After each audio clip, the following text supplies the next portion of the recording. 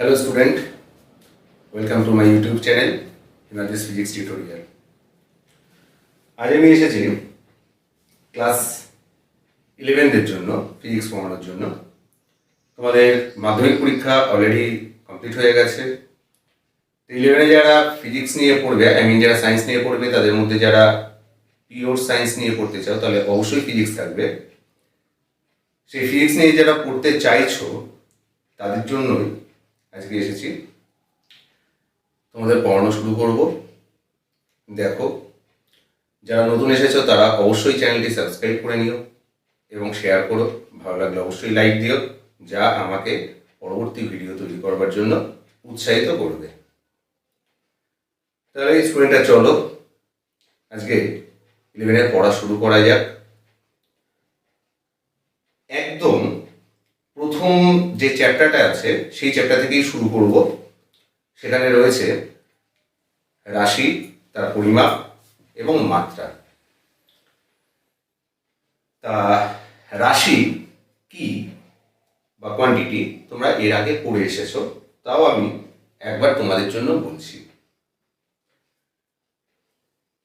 যে কোনো ভৌত বিষয় যা পরিমাপযোগ্য তাই হলো রাশি। তোমরা পড়ে এসেছো রাশির সংজ্ঞা, উদাহরণ, দৈর্ঘ্য, ভর, সময় ইত্যাদি তোমরা জানো। এরপরে যেটা আসে সেটা হচ্ছে একক। এটাও তোমরা পড়ে এসছো, তাও একটু পুরনো জিনিস রিভাইজ করছি। একক কাকে বলে নিশ্চয়ই মনে আছে তোমাদের। পরিমাপযোগ্য যে রাশিগুলি রয়েছে, রাশি মাত্রই পরিমাপযোগ্য।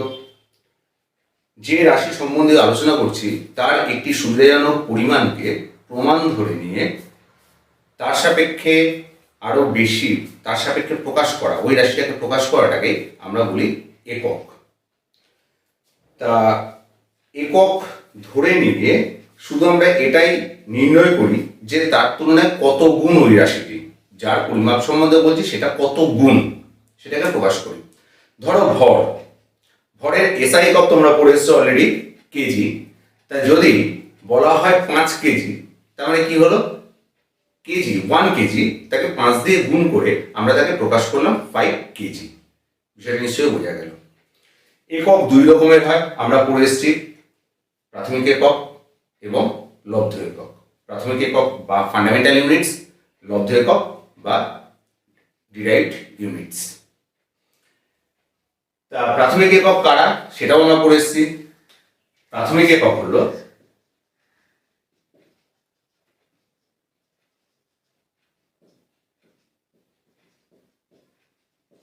দৈর্ঘ্য, ভর, সময়, মেইনলি এই তিনটে। কিন্তু এই তিনটে বাদেও আরো 4টে রাশিকে প্রাথমিক হিসেবে ব্যবহার করা হয়, আমরা জানি। কারণ ওই 4টে রাশিকে এই দৈর্ঘ্য, ভর বা সময় সাপেক্ষে প্রকাশ করা যায় না। কি কি? প্রবাহ মাত্রা, তাপমাত্রা বা উষ্ণতা। প্রবাহ মাত্রা মানে তড়িৎ প্রবাহ মাত্রা।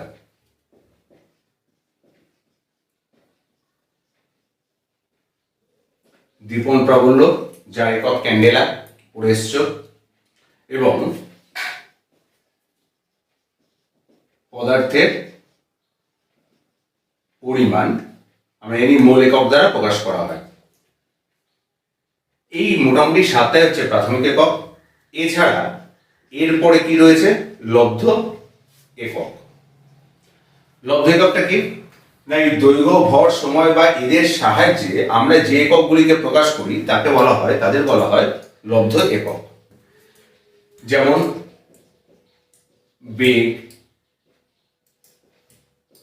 ত্বরণ ইত্যাদি। এগুলি কিরকম ভাবে বার করবো আমরা? বেগ জানি আমরা সরণ পরিমাপের হার। তাহলে সরণ হচ্ছে, যদি মাপটা প্রকাশ করতে হয় তাহলে দৈর্ঘ্য বাই সময়, তাহলে দৈর্ঘ্য এবং সময় এদের সাহায্যে প্রকাশ করা হয়েছে। এগুলি তোমরা এর আগে পড়ে এসেছো। এরপরে আমরা যেটা করব সেটা হচ্ছে মাত্রা। এবং এর পরিমাপ সম্বন্ধীয় তোমরা যা যা আছে সেগুলো মোটামুটি পড়ে এসছো এর আগে সেকেন্ডারি সেকশনে। আমরা পড়ব এখন মাত্রা বা ডাইমেনশন। বুঝলাম?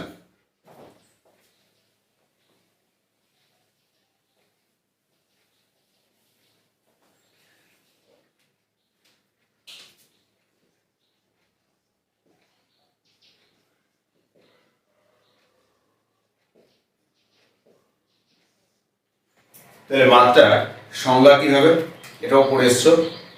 যে কোনো লব্ধ এককগুলিকে ঘাতে উন্নীত করে, মানে পাওয়ার ঘাতে উন্নীত করে দৈর্ঘ্য, ভর এবং সময় অর্থাৎ প্রাথমিক এককের সাহায্যে সেই লব্ধ একককে প্রকাশ করাকেই বলা হয় তার মাত্রা। তো আমরা জানি প্রাথমিক একক যেগুলি তার মধ্যে দৈর্ঘ্য এটার মাত্রা এল, ভর এম সব ক্যাপিটাল, সময় ক্যাপিটাল টি। প্রত্যেকটাকে থার্ড ব্র্যাকেটের সাহায্যে এইভাবে আমরা প্রকাশ করব। বোঝা গেল নিশ্চয়? প্রবাহ মাত্রা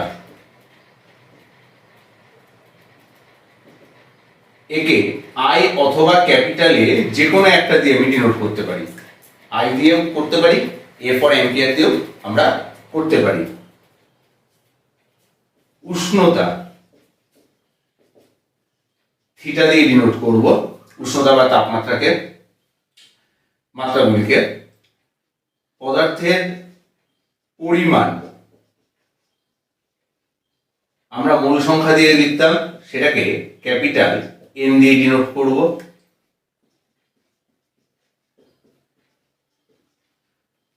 দীপন প্রাবল্যকে জে দিয়ে ডিনোট করব।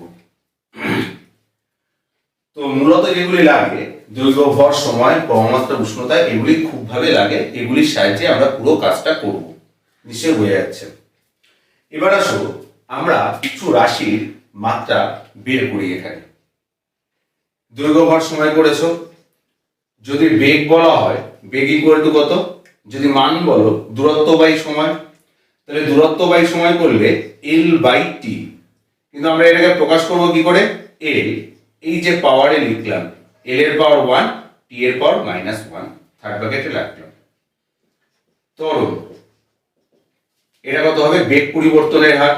তাহলে L T to the power -1 বেগ ডিভাইডেড বাই টাইম। এই টোটাল জিনিসটাকে আমি রাখবো তাহলে কিভাবে? এল টি টু দি পাওয়ার -2। বল, আমি বল ইজ ইকুয়াল টু কত? ভর ইনটু ত্বরণ। তাহলে ভর ইনটু ত্বরণ যদি করি, এই এম, ত্বরণ হচ্ছে এটা, এটা মনে রাখবে। কার্য বা শক্তি সেটা কত হবে? কার্য আমরা জানি বল ইনটু সরণ। তাহলে জাস্ট এই M L T to the power -2 কে আমরা একটা এল দিয়ে গুণ করলেই পেয়ে যাব। তাহলে এটাকে আমরা একবারে লিখবো কিভাবে? M L square T to the power -2। দেখো বোঝা গেল কিনা? তাহলে যদি বার করতে হয়, ধরো লিন তাপ, লিন তাপের মাত্রা কি হবে? লিন তাপের সংজ্ঞা নিশ্চয় মনে আছে।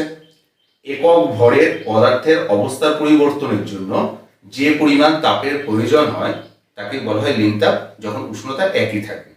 তাহলে একক ভরের পদার্থ, তাহলে আমরা দেখলাম কার্য বা শক্তি, আমরা এমনি তাপও এক প্রকারের শক্তি। তাহলে শক্তি একক অর্থাৎ তাপ শক্তির একক M L square T to the power -2, তাকে ভর দিয়ে ভাগ করব। তাহলে এম এম কেটে গেলে দাঁড়াচ্ছে কত? M to the power 0 L square T to the power -2। তুমি এইভাবে না লিখে তুমি এইভাবেও লিখতে পারতে, শুধু এল square T to the power -2 লিখতে পারতে। তো চলো আমরা আরো কিছু রাশির মাত্রা কিভাবে নির্ণয় করে দেখি।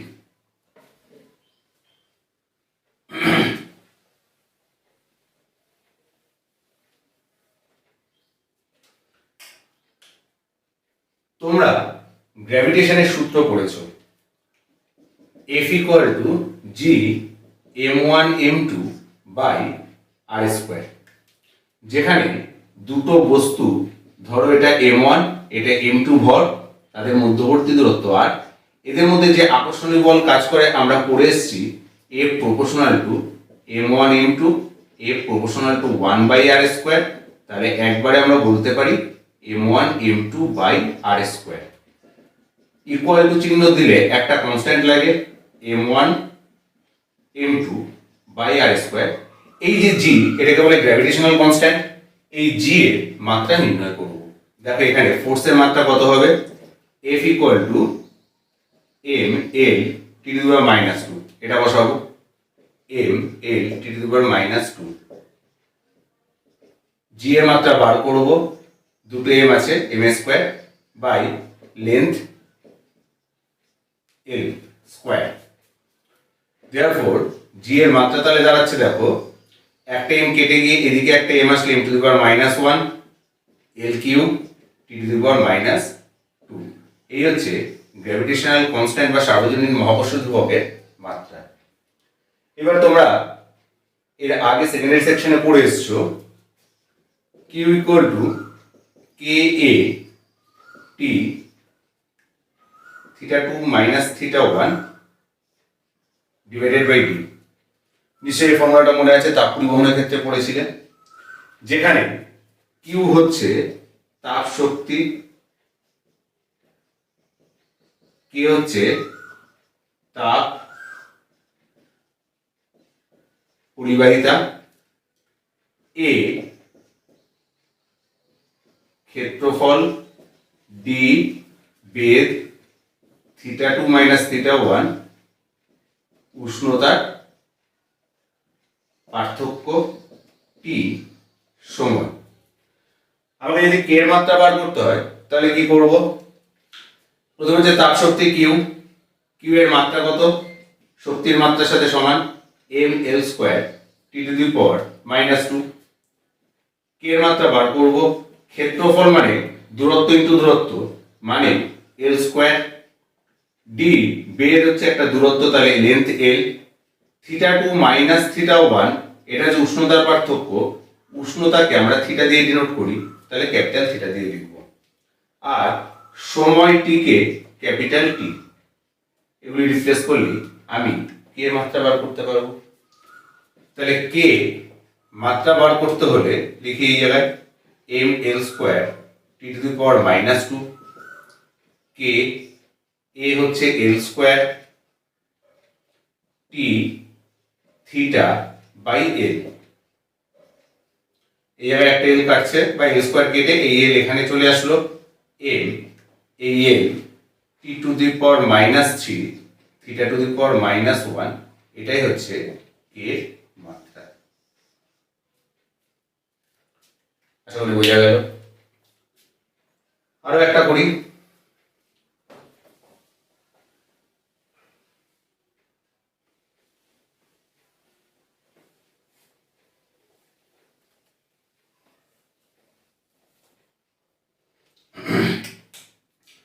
তোমরা ক্লাস 11 এই পড়বে একটা equation F equal to eta A delta V by delta x।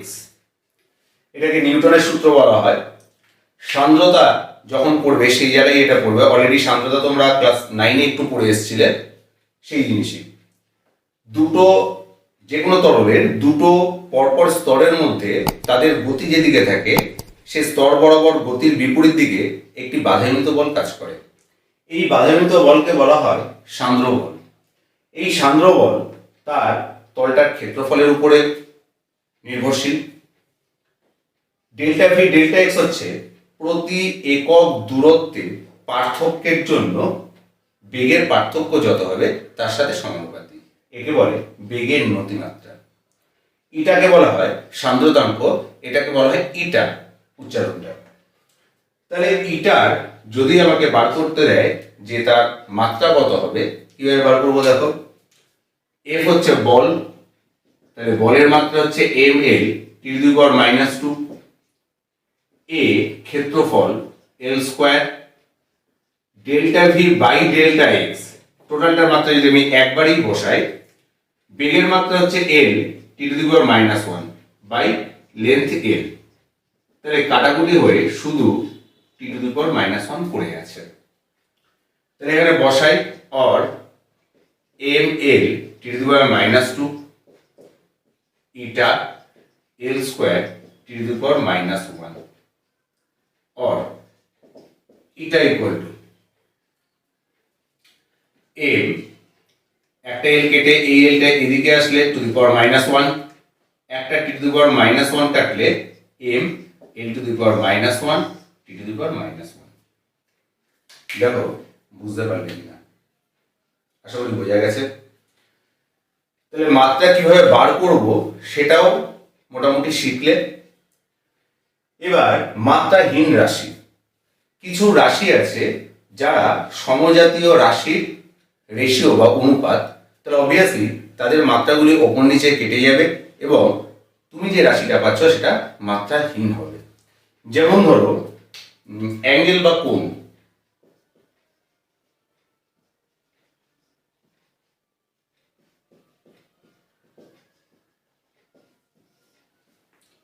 Angle বা কোণ, কোণের সংজ্ঞা কি? বৃত্তচাপ বাই ব্যাসার্ধ। তাহলে বৃত্তচাপ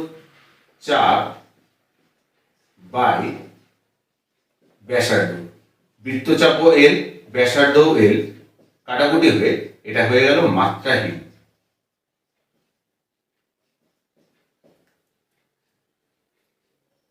একই রকম ভাবে ঘনকোণ মানে 3 ডাইমেনশনে, আপেক্ষিক গুরুত্ব, এরাও মাত্রাহীন রাশি হবে। মাত্রাহীন রাশি হলেই এর কিন্তু হলেও এর একক আছে। যেমন আমরা জানি কোণের একক কি? রেডিয়ান, ঘনকোণের স্টেরেডিয়ান এটসেট্রা। এর পরের পার্টে এবার যাব, মাত্রাহীন রাশি হয়ে গেল, বুঝলাম।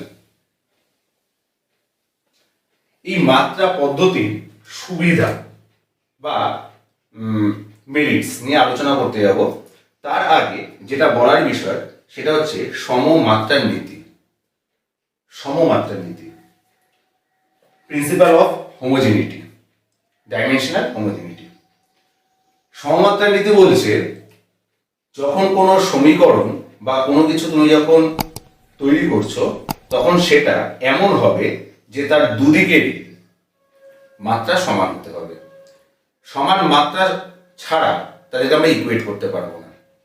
বা কোনো রাশির ক্ষেত্রে দেখা যাচ্ছে যোগ বা বিয়োগ আমরা করছি, সেই যোগ বিয়োগ করবার সময়ও সমমাত্রার রাশিগুলির একমাত্র যোগ বিয়োগ হবে।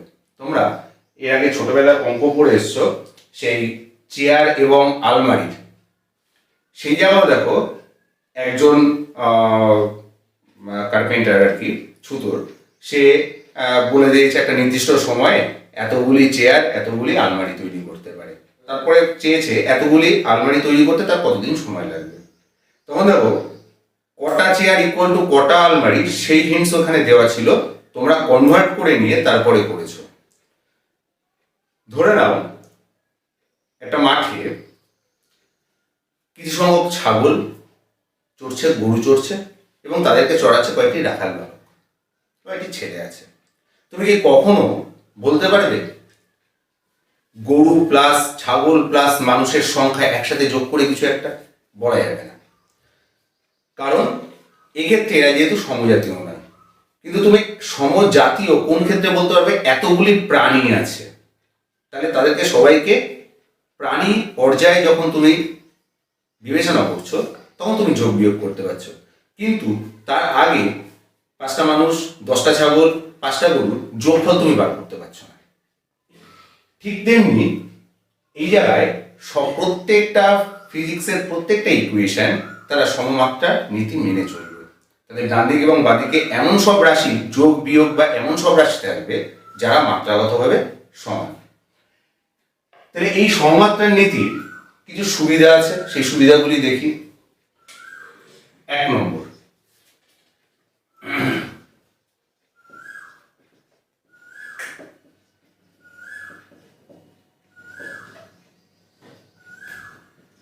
সমীকরণের নির্ভুলতা।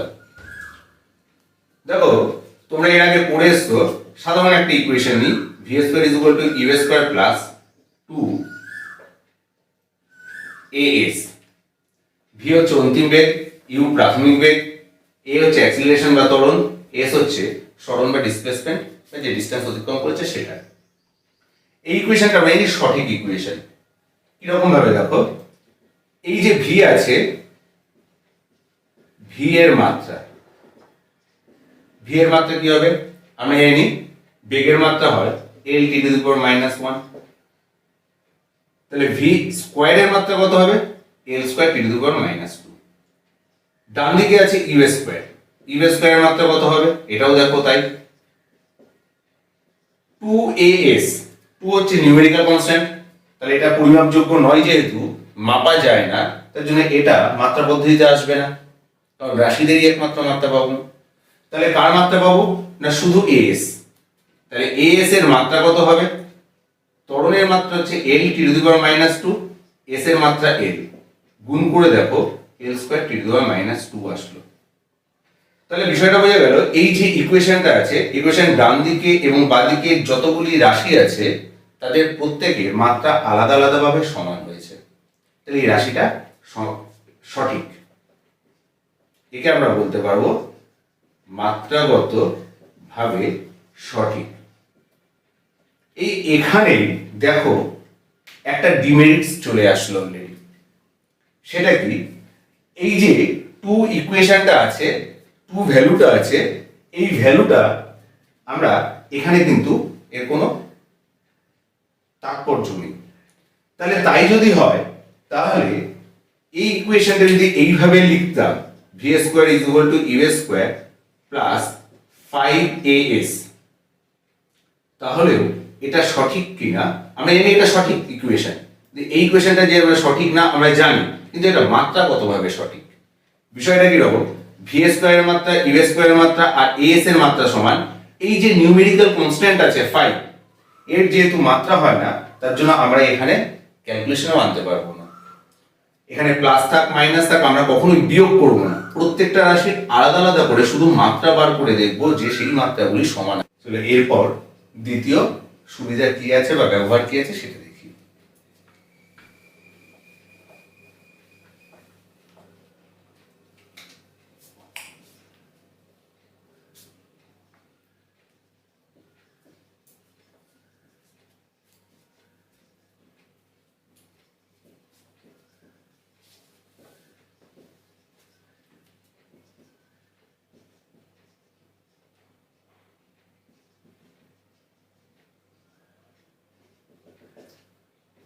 এক একক পদ্ধতি থেকে অপর একক পদ্ধতিতে রূপান্তর। কোন একটা রাশি তার সিজিএস থেকে এসআই বা এসআই থেকে সিজিএস আমরা খুব সহজে এই মাত্রা পদ্ধতি প্রয়োগের মাধ্যমে তাদেরকে রূপান্তরিত করতে পারি। যেমন ধরো, তোমরা অলরেডি জানো এক dyne equal to 10 to the power -5 newton, বা উল্টোটা জানো 1 newton is equal to 10 to the power 5 dyne, একই বিষয়। আমি ধরো ডাইন থেকে নিউটন বা নিউটন থেকে ডাইনে কত হবে ভ্যালু, সেটা খুব সহজেই আমি কনভার্ট করতে পারবো। কিরকম ভাবে দেখো, ধরো তোমাকে কোয়েশ্চেন দিয়েছে এক ডাইন ইকুয়াল টু কত নিউটন, সেটা মাত্রা পদ্ধতিতে নির্ণয় করো। ফার্স্ট অফ অল এক ডাইন আছে, ধরে নিই লেট এক dyne equal two x Newton, তার মানে আমার উদ্দেশ্য হচ্ছে এক্স এর মান বের করা। এবার সমমাত্রার নীতি প্রয়োগ করে পাই ডাইনটা আমরা কিসের একক জানি? বলের একক। বলের মাত্রা কত? বলের মাত্রা ml T to the power -2, তাহলে এক ডাইন মানে ml T to the power -2 এত। এবার দেখো নিউটনের ক্ষেত্রেও তাহলে ml টি টু দি পাওয়ার -2ই হবে। তাহলে সিজিএস এবং এসআই পদ্ধতিকে আলাদা আলাদা করে বোঝবার জন্য আমাকে কিছু একটা করতে হবে। সেই অর্থে আমি ধরে নাও, তুমি উল্টোটাও করতে পারো, ডাইন পদ্ধতিতে যে মাত্রাটা লিখেছি অর্থাৎ সিজিএস পদ্ধতিতে, সেটাকে 1 দিয়ে ডিনোট করলাম, মানে কি m1 l1 t1। Is it clear? Equal to x, Newton কত হবে? সেটাও তো বলের মাত্রা, তাহলে ml t⁻²। যেহেতু এসআই পদ্ধতিটাকে এই সিজিএস থেকে আলাদা করতে হবে, সাপোজ আমি 2 দিয়ে ডিনোট করলাম, তাহলে এখানে 1 দিয়ে সিজিএস কে ডিনোট করেছি, 2 দিয়ে এসআই কে করেছি। তুমি উল্টোটাও কিন্তু করতে পারো, ডাজন্ট ম্যাটার। বা x ইকুয়াল টু, তাহলে এটা এদিকে আসবে m1 by m2, l1 by l2 into t1 by t2 whole to the power -2। বিষয়টা বোঝা গেল। 1 স্ট্যান্ড ফর সিজিএস ইউনিট, তাহলে m1 অর্থাৎ ভর সিজিএস পদ্ধতিতে কত, তার একক গ্রাম। আর m2 হচ্ছে এসআই, এসআই ভরে একক কত, কেজি। তাহলে এটা হবে গ্রাম, এটা হবে কেজি। এই লাইনটা তুমি নাও করতে পারো, শুধু একবারে মান বসাতে পারো। সিমিলারলি লেন্থের সিজিএস ইউনিট হচ্ছে সেন্টিমিটার, আর এটা মিটার, এটা সেকেন্ড, এটাও সেকেন্ড। কেটে গেলে 1 দাঁড়াচ্ছে। গ্রাম আর কেজির মধ্যে কনভার্সন করলে কি দাঁড়াবে, এটা হচ্ছে 1 গ্রাম ধরো, কেজি মানে কত, 1000 গ্রাম। তাহলে গ্রাম গ্রাম কেটে গেলে এটা কত দাঁড়াচ্ছে, 1/1000। সেন্টিমিটার মিটারও সেই তেমনি 100, আর এটা কত আছে, 1 টু দি পাওয়ার -2। তার মানে দাঁড়াচ্ছে কত, 1/10⁵। তো একে x এর ভ্যালু তাহলে কত দাঁড়ালো দেখো, 10⁻⁵। আমরা এটাই জানি যে কি, therefore 1 died equal to x মানে কত দাঁড়ালো, 10⁻⁵ নিউটন।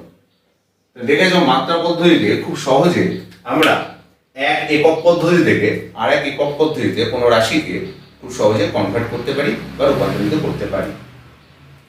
আরো উদাহরণ হতে পারে, এটা তোমরা বাড়িতে করো। 1 জুল ইকুয়াল টু কত আর্ক, এটা বার করো। ঠিক আছে, দেখো বুঝতে পারলে কিনা। মুছবো এটা।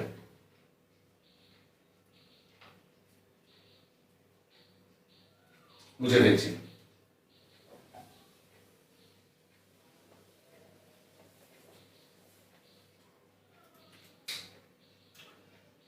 থার্ড আর মোস্ট ইম্পর্টেন্ট হচ্ছে, আমরা এই ডাইমেনশন বা মাত্রা পদ্ধতিতে বিভিন্ন রাশির মধ্যে সম্পর্ক নির্ণয় করতে পারি। তার মানে দেখো বিষয়টা কি রকম, বিভিন্ন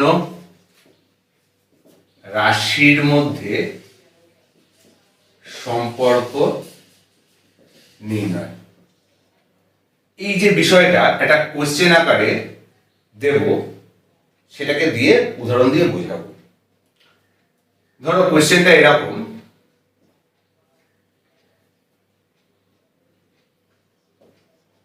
একটি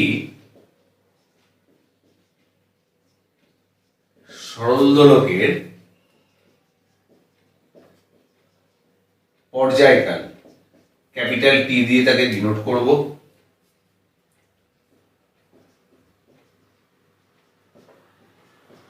দোলকটির দৈর্ঘ্য ধরো স্মল এল দিয়ে ডিনোট করলাম, এবং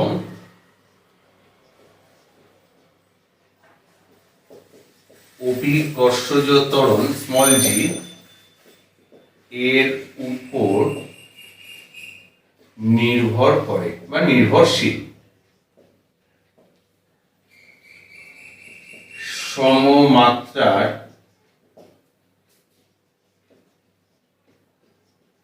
নীতি অনুযায়ী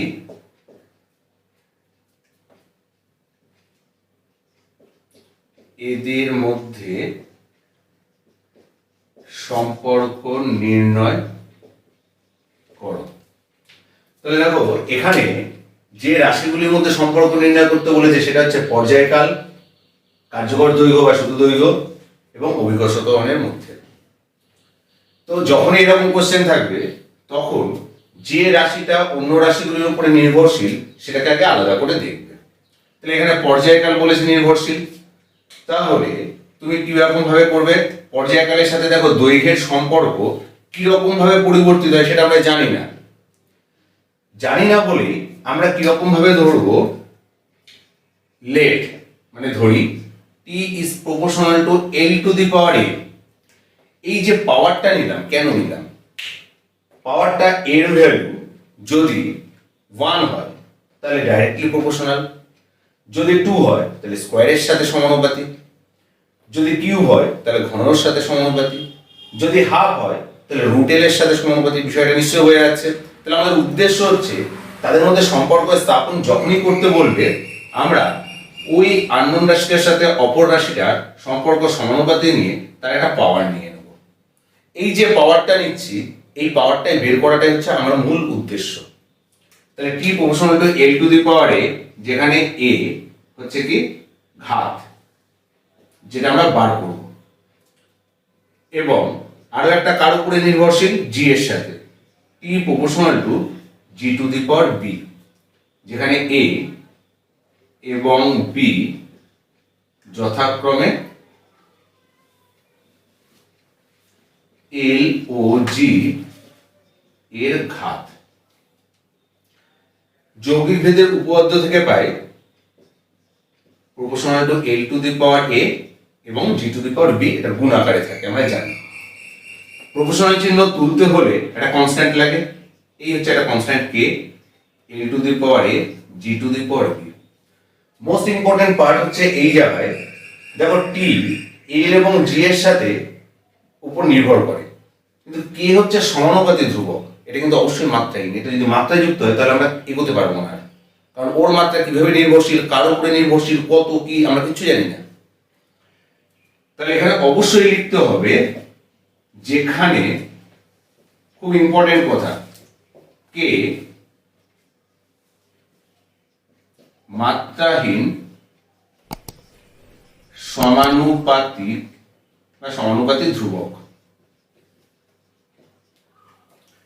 তাহলে এবার আমাদের উদ্দেশ্য হচ্ছে এই ইকুয়েশনকে নির্ণয় করা, এটা হচ্ছে এদের মধ্যে পারস্পরিক সম্পর্ক হবে।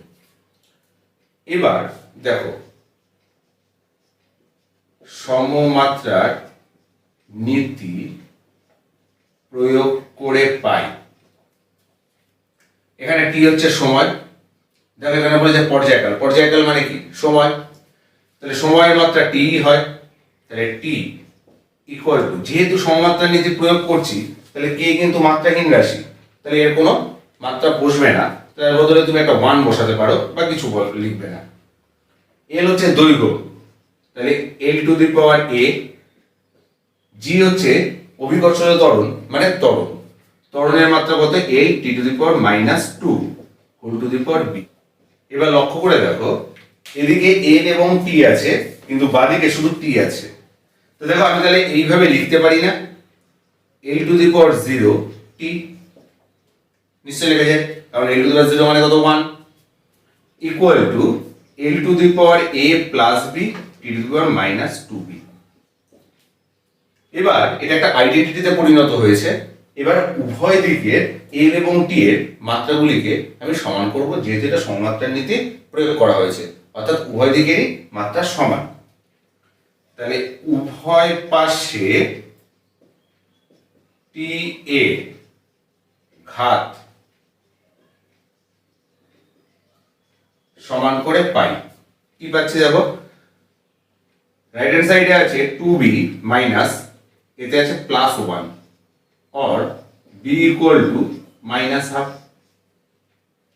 b এর ভ্যালু পেয়েছি। এবার এর ভ্যালু বার করব, উভয় পাশে l এর ঘাত সমান করে পাই। l এর ডান দিকে কি আছে a প্লাস b, বাঁ দিকে আছে কত 0, b এর মান যদি বসিয়ে দিই, a যেহেতু দেখো মাইনাস এটা আছে, তাহলে এই জায়গায় প্লাস আছে, প্লাস মাইনাসে minus, half equal to 0 or a equal to +1/2। তাহলে a আর b এর আমি ভ্যালু পেয়ে গেছি। এবার আমার কাজটা কি, এই 1 নম্বর ইকুয়েশনে এর ভ্যালুটা বসিয়ে দেব, তাহলে বসিয়ে দিই, এই উপরের অংশটা মুছলাম,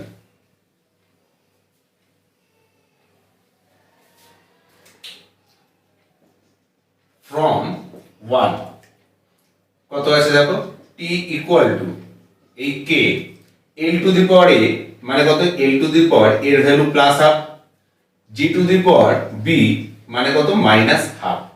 তাহলে ইকুয়েশনটাকে দেখো আমি এইভাবে লিখতে পারি, কে যেহেতু রুট ওভার দুটোই হাফ মানে কত রুট, এই এর মাইনাস আছে বলে নিচে গেল জি। দেখো বোঝা গেল কিনা অঙ্কটা। তাহলে এই হচ্ছে দেখো তিনটে আননোন রাশির মধ্যে আমরা সম্পর্ক নির্ণয় করেছি। এবার একটা ডিমেরিটস কি বলেছি, এই কে এর ভ্যালু আমরা কখনো নির্ণয় করতে পারবো না। অরিজিনাল এদের মধ্যে সম্পর্কটা হলো T equal to 2 pi root over L by G. তাহলে এই যে কে এর মানটা হচ্ছে 2 পাই, সেটা কিন্তু আমরা এই মাধ্যমে বের করতে পারবো না, এটা একটা ডিমেরিট। তাহলে মেরিটস এবং ডিমেরিটস সবই তোমাদের মোটামুটি আলোচনা করেছি এখানে, নিশ্চয়ই বুঝতে পেরেছো।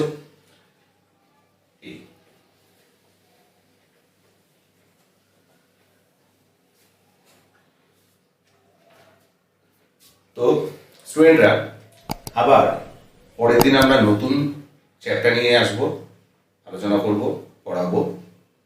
ততদিন ভালো থেকো, ভালো লাগলে অবশ্যই লাইক করো, শেয়ার করো এবং সাবস্ক্রাইব করো। তো আজকে